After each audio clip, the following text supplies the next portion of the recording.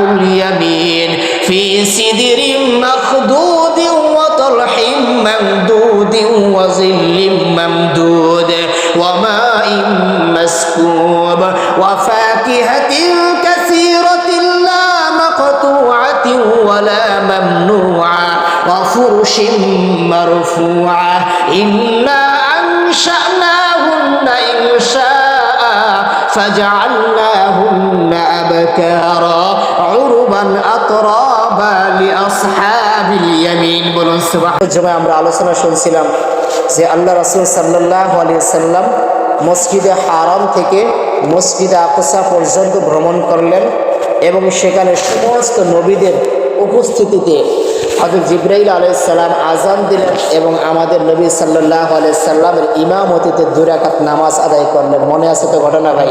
ঘটনা মনে আছে আলহামদুলিল্লাহ।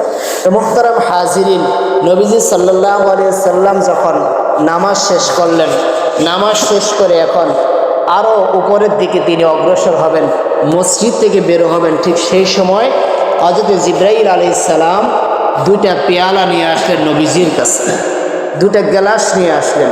একটা গ্লাসের মধ্যে ছিল দুধ আর একটা গ্লাসের মধ্যে ছিল শরাব অর্থাৎ মদ।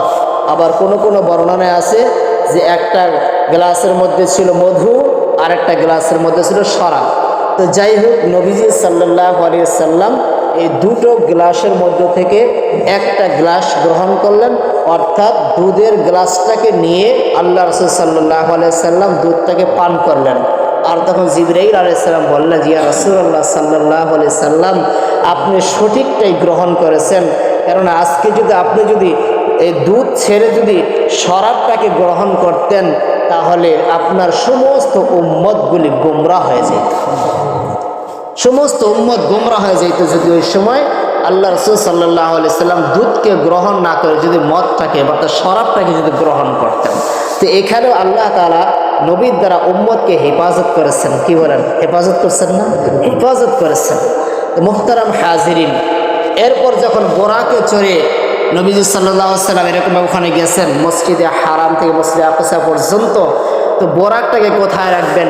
কিতাবের মধ্যে আসছে যে মসজিদে আকসার একটা আংটার সাথে, এখনও ওই আংটাটা কিন্তু আছে, তো আংটার সাথে অথবা জিবরাইল আলাইহিস সালাম মসজিদের ওয়ালটাকে আঙ্গুল দ্বারা ছিদ্র করলেন, সেই ছিদ্রের মধ্যে রশি দ্বারা বোরাকটাকে বাঁধলেন আল্লাহ রাসূল সাল্লাল্লাহু আলাইহি সাল্লাম। এরপর তিনি ঊর্ধ্ব জগৎ মানে তিনি রওনা করবেন, অর্থাৎ সিদরাতুল মুনতাহার দিকে তিনি রওনা করবেন। এরকম প্রথম আসমানের দিকে এরকম পর্যায়ক্রমে তিনি প্রত্যেকটা আসমানের দিকে অগ্রসর করবেন, এজন্য প্রস্তুতি গ্রহণ করলেন। মুহতারাম হাজিরিন, এই জায়গাটার মধ্যে আল্লাহ রাসূল সাল্লাল্লাহু আলাইহি ওয়াসাল্লাম ঊর্ধ্ব জগৎ মানে কিভাবে যাবেন? আল্লাহ তাআলা জান্নাত থেকে একটা সিঁড়ি মসজিদে আকসার সাথে লাগিয়ে দিলেন, আর এই মসজিদে আকসা থেকে নিয়ে এরকম প্রথম আসমান পর্যন্ত আল্লাহ রাসূল সাল্লাল্লাহু আলাইহি সাল্লাম সাথে জিবরাইল সহ অসংখ্য ফেরেশতা এরকম প্রথম আসমানে চলে গেলেন। প্রথম আসমানে গিয়ে যখন নাকি আসমানের সামনে অপেক্ষা করতেছেন হযরত জিবরাইল, আসমানের গিয়ে ঠক ঠক আওয়াজ করতেছে দরজা গেট খোলার জন্য। এবার প্রথম আসমানের দারোয়ান জিবরাইলকে জিজ্ঞাসা করলেন যে কে আসছেন এখানে? জিবরাইল জবাব দেয়, আমি জিবরাইল, আসমানের দরজাটাকে খুলে দাও। এবার দারোয়ান বলতেছে, আসমানের দারোয়ান বলতেছে যে আপনি জিবরাইল চিনতে পারছি, কিন্তু আপনার সাথে কে? তিনাকে তো চিনি না, উনি কে আসছে আপনার সাথে? জিবরাইল আলাইহিস সালাম বলেন, ইনি হলেন বিশ্বনবী মুহাম্মদ রাসূলুল্লাহ সাল্লাল্লাহু আলাইহি সাল্লাম। এবার আসমানের দারোয়ান জিবরাইলকে জিজ্ঞাসা করলেন, তাকে কি আনতে বলা হয়েছে? তাকে যে নিয়ে আসছেন আপনি, তাকে কি আনার জন্য বলা হয়েছে কিনা? জিবরাইল বললেন, হ্যাঁ, আমার সাথে মুহাম্মদ রাসূলুল্লাহ সাল্লাল্লাহু আলাইহি সাল্লামকে আনার জন্য বলা হয়েছে। আর আসমানের দরজা খুলে দিলেন হযরত জিবরাইল আলাইহিস সালাম এবং বিশ্বনবী মুহাম্মদ রাসূলুল্লাহ সাল্লাল্লাহু আলাইহি সাল্লাম প্রথম আসমানের উপরে চলে গেলেন। সুবহানাল্লাহ। এবার সেই জায়গাটার মধ্যে দেখতেছেন একজন বয়োবৃদ্ধ মানুষ, সেই জায়গার মধ্যে বসা। জিবরাইল আলাইহিস সালাম পয়গম্বরকে বললেন, ইয়া রাসূলুল্লাহ সাল্লাল্লাহু আলাইহি সাল্লাম, এই বৃদ্ধ মানুষটাকে সালাম দিন। নবীজি বৃদ্ধ মানুষটাকে সালাম দিলেন। সালামের জবাব নেওয়ার পর সেখানে পরিচয় হলো। কি পরিচয়? কি পরিচয়? যে তিনি ওই বৃদ্ধ মানুষটা আর কেউ নয়, তিনি আমার আপনার আদি পিতা হযরতে আদম আলাইহিস সালাম। বলেন সুবহানাল্লাহ। আদম আলাইহিস সালামের সাথে প্রথম আসমানের সাক্ষাৎ হলো নবীজির। আদম আলাইহিস সালাম অত্যন্ত আনন্দিত হয়ে গেছেন, খুশি হয়ে গেলেন। কে না খুশি হতে পারে? সন্তানকে কোনো বাবায় যদি পায়, ওই বাবাটা কি পরিমাণ খুশি হতে পারে। যারা বাবা হয়েছেন তারা একটু হলেও বুঝতে পারেন। আর বিশ্বনবী মুহাম্মদ রাসূলুল্লাহ সাল্লাল্লাহু আলাইহি সাল্লাম হযরত আদমের এমন একজন সন্তান, দুনিয়ার মধ্যে যত অগণিত অসংখ্য কোটি কোটি মানব জন্মগ্রহণ করেছে, সবচেয়ে উত্তম সন্তান হলেন আমাদের নবী সাল্লাল্লাহু আলাইহি সাল্লাম। এরকম ভাবে যখন সবচেয়ে উত্তম সন্তানকে পাইলেন, অত্যন্ত আনন্দিত হযরতে আদম আলাইহিস সালাম সন্তানকে উপদেশ দিলেন, বিভিন্ন ধরনের উপদেশ দিলেন। উপদেশগুলি গ্রহণ করলেন। কিন্তু নবীজি বলেন, আমি একটা জিনিস খেয়াল করলাম, আদম আলাইহিস সালামের ডান পাশে হাজার হাজার কোটি কোটি মানুষ দেখা যায়, বাম পাশেও কোটি কোটি মানুষ দেখা যায়। আদম আলাইহিস সালাম যখন নাকি ডান দিকে তাকায়, ডান দিকে তাকানোর পর মুস্কি মুস্কি হাসে, আনন্দিত হয়ে যায়। আবার যখন বাম দিকে তাকায়, তখন আদম আলাইহিস সালামের মনটা অনেক বড় খারাপ হয়ে যায়। এরপর বিশ্বনবী জিব্রাইলকে জিজ্ঞাসা করলেন, ভাই জিব্রাইল, আমি দেখতেছি আব্বাজানের ডান পাশে অসংখ্য মানুষ, বাম পাশে অসংখ্য মানুষ দেখা যায়। যখন ডান দিকে ঘুরে তখন অত্যন্ত আনন্দিত হয়, আবার আব্বাজান যখন বাম দিকে ঘুরে তখন অত্যন্ত বেদনাদায়ক হয়, মনটা মলিন হয়ে যায়, চেহারাটা মলিন হয়ে যায়। ভাই জিব্রাইল, এর কারণটা আমাকে একটু খুলে বলো। এবার বিশ্বনবীকে ডাক দিয়ে বলতেছেন, ইয়া রাসূলুল্লাহ সাল্লাল্লাহু আলাইহি ওয়াসাল্লাম, এই যে ডান পাশে যারা দেখতেছেন তারা আসহাবুল ইয়ামিন, আর বাম পাশে যারা যাদেরকে দেখতেছেন এরা হলো আসহাবুশ শিমাল। অর্থাৎ আদমের ডান পাশে যারা আছে এরা হলো জান্নাতি, আর বাম পাশে যারা যে সমস্ত সন্তান আছে এরা হলো জাহান্নামী। এই জন্য যখন বাম দিকে তাকায়, বাবা হয়ে সন্তানের যখন জাহান্নামের শাস্তিগুলা দেখে, ওই সময় বাবা হয়ে সহ্য করতে পারে না, বাবার অন্তরটা ভেঙে যায়, আমার এই সন্তানগুলি জাহান্নামী হয়ে আছে। আবার যখন ডান দিকে তাকায়, সন্তানগুলি তো জান্নাতের নিয়ামত ভোগ করবে। এই জন্য ডান দিকে তাকানোর পর আদম আলাইহিস সালামের মনটা বড় খুশি হয়ে যায়। বলেন সুবহানাল্লাহ। আল্লাহ রাব্বুল আলামিন সূরা ওয়াকিয়ার মধ্যে বলতেছেন, ওয়া আসহাবুল ইয়ামিন মা আসহাবুল ইয়ামিন ফি সিদরিন মাখদুদিন ওয়া তালহিম মামদুদিন ওয়া জিল্লিম মামদুদ ওয়া মাইন মাসকুব ওয়া ফাকিহাতিন কাসীরাতিন লা মাকতুআতিন ওয়া লা মামনুআ ওয়া ফুরুশিন মারফুআ ইন্না আনশানাহুন্না ইনশাআ ফাজআলনাহুন্না আবকারা উরবান আতরাবা লিআসহাবিল ইয়ামিন। বলুন সুবহানাল্লাহ। আল্লাহ তাআলা পবিত্র কোরআনে বলতেছেন, যারা ডান দিকে আছে এরা আসহাবুল ইয়ামিন, এদেরকে আল্লাহ রাব্বুল আলামিন সুন্দর একটা উদ্যান দিবেন, সুন্দর একটা বাগান দান করবেন, যেই বাগানের মধ্যে ফুল বৃক্ষ থাকবে, কোনো কাঁটা থাকবে না, কাঁটাবিহীন ফুল বৃক্ষ থাকবে। যেই বাগানের মধ্যে এরকম ভাবে ফল বৃক্ষ দিয়ে ভরা থাকবে, কাঁদি কাঁদি কলা থাকবে, এত পরিমাণ ফল থাকবে, প্রচুর পরিমাণ ফাকিহাতুন কাসীরা, প্রচুর পরিমাণ ফল আল্লাহ তাআলা ওই বাগানের মধ্যে রাখবেন। এমনকি ওই বাগানের ফল খাবে লা মাকতুআ, কোনোদিন আল্লাহ তাআলা নিষেধ করবেন না। বলুন সুবহানাল্লাহ। এমন একটা বাগান আল্লাহ তাআলা বয়ান করেছেন এই জায়গার মধ্যে, যেই বাগানের তলদেশের মধ্যে এরকম ভাবে সুন্দর ভাবে নহর থাকবে, মধুর নহর থাকবে, দুধের নহর থাকবে, পানির নহর থাকবে। শুধু তাই নয়, ওই বাগানের মধ্যে আল্লাহ রাব্বুল আলামিন ওয়া ফুরুশিম মারফুআ, আপনাকে আমাকে থাকার জন্য সুন্দর বিছানার ব্যবস্থা করে দিবেন সুবহানাল্লাহ।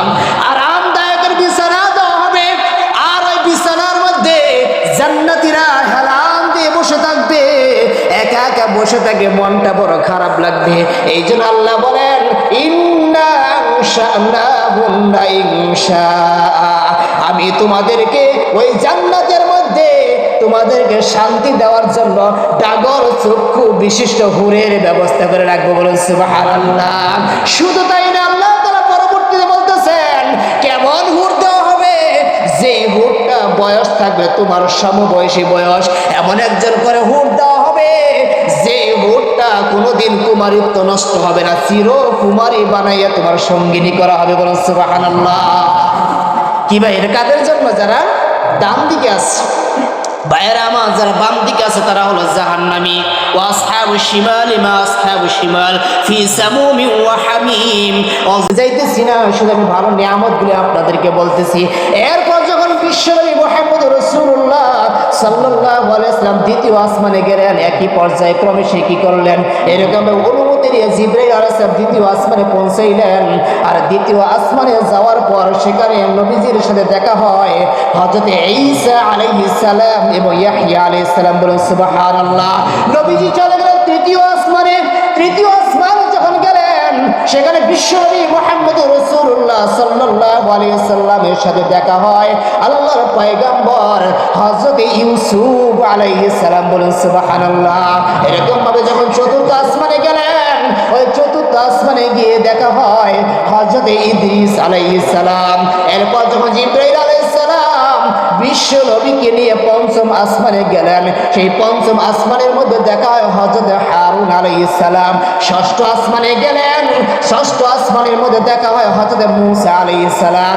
নবীজি সাল্লাল্লাহু আলাইহি ওয়াসাল্লাম এরপর অনুমতি দিয়ে যখন নাকি সপ্তম আসমানে গেলেন, সপ্তম আসমানে গিয়ে আরেকজনের সাথে দেখা হয় যিনি এরকম বাইতুল মামুর মসজিদ, যেই বাইতুল মামুর হলো বাইতুল্লাহ শরীফের সোজা উপরের দিকে বাইতুল মামুর বলা হয়। আসমানের যে ফেরেশতাগুলি আছে এই ফেরেশতাদের কিবলা। এই বাইতুল মামুর কিবলাটাকে প্রত্যেক দিন একবার করে ৭০,০০০ ফেরেশতা তওয়াফ করে, আর এই ৭০,০০০ ফেরেশতা কিয়ামত পর্যন্ত আর তওয়াফ করার সুযোগ পাবে না, বলুন সুবহানাল্লাহ। এই বাইতুল মামুরে একজন বয়োবৃদ্ধ মানুষ সেখানে হেলান দিয়ে বসে আছে। সেখানে গিয়ে পরিচয় হয় এই বৃদ্ধ মানুষটাকে, সেখানে পরিচয় হয় তিনি আর কেউ নয়, আমার আপনার পিতা হযরত ইব্রাহিম আলাইহিস সালাম, বলেন সুবহানাল্লাহ। এরপর যখন নাকি সিদরাতুল মুনতাহার দিকে যাবেন, আল্লাহর সান্নিধ্য লাভ করবেন, ওই জায়গা থেকে সিদরাতুল মুনতাহা অর্থাৎ আল্লাহ তাআলা তাকে জান্নাতগুলোকে দেখাইবেন। সিদরাতুল মুনতাহায় গিয়ে জান্নাতগুলি ভ্রমণ করাইলেন। ভ্রমণ করানোর পর বিশ্বনবী মুহাম্মদ রাসূলুল্লাহ সাল্লাল্লাহু আলাইহি ওয়াসাল্লাম জান্নাতের নিজের ঘরটাও দেখতে পান, বলুন সুবহানাল্লাহ। আর সেই জায়গাটার মধ্যে যখন জান্নাতে প্রবেশ করতে চান আর অনুমতি দেওয়া হয় না, বলে এখনো দুনিয়াতে আপনার সময় বাকি আছে, যখন দুনিয়া থেকে আপনি চলে আসবেন এই ঘরটাই হবে আপনার থাকার জায়গা, বলেন সুবহানাল্লাহ। ভাইয়েরা আমার, যখন সিদরাতুল মুনতাহা থেকে যখন আরো ঊর্ধ্ব জগৎ মানে যাবেন, আল্লাহ তাআলার দিকে যাবেন, এই সময় হযরত জিবরাইল আমিন বলেন ইয়া রাসূলুল্লাহ সাল্লাল্লাহু আলাইহি ওয়াসাল্লাম, এখন সামনে আপনি একা একা যান, আমি আপনার সাথে আর যাব না। এবার নবীজি বলেন আমার তো ভয় লাগতেছে, আপনি কেন আমার সাথে যাবেন না? জিবরাইল বলেন ইয়া রাসূলুল্লাহ সাল্লাল্লাহু আলাইহি ওয়াসাল্লাম, আমি যদি এই জায়গা থেকে এক চুল পরিমাণ সামনে অগ্রসর হই, আমার যে নূরের এই দেখতেছেন পাখাগুলি দেখতেছেন, এই সমস্ত পাখাগুলি আল্লাহর নূরের তাজাল্লিতে পুরে ছাই হয়ে যায়, বলেন সুবহানাল্লাহ। ওয়ালা ক্বাদ রাআহু নাজলাতান উখরা ইনদা সিদরাতিল মুনতাহা ইনদাহা জান্নাতুল মাওয়া। আমার আল্লাহ তাআলা বলেন ওই সিদরাতুল মুনতাহা জান্নাতের কাছে আল্লাহ তাআলা হযরত জিবরাইল আলাইহিস সালামকে সশরীরে দেখতে পান, বলুন সুবহানাল্লাহ। মুহতারাম হাসিরিন। এই সিদরাতুল মুনতাহা থেকে নিয়ে আল্লাহ তাআলা আল্লাহ রাসূল সাল্লাল্লাহু আলাইহি সাল্লাম উপরের জগতের দিকে চলছেন, একাকী চলছেন, শূন্য মাঠে ময়দানে চলছেন। কিভাবে চলছেন ইনশাআল্লাহ তাআলা আজকে ইশার নামাজে পড়ে সংক্ষেপে আলোচনা করে শেষ করব। আল্লাহ তাআলা আমাদের সবাইকে ইশার নামাজের সময় উপস্থিত হওয়ার তৌফিক দান করুন, আমিন। ওয়া আখির দাওয়ানা আলহামদুলিল্লাহি রাব্বিল আলামিন। আসসালামু আলাইকুম ওয়া রাহমাতুল্লাহি ওয়া বারাকাতুহু। যারা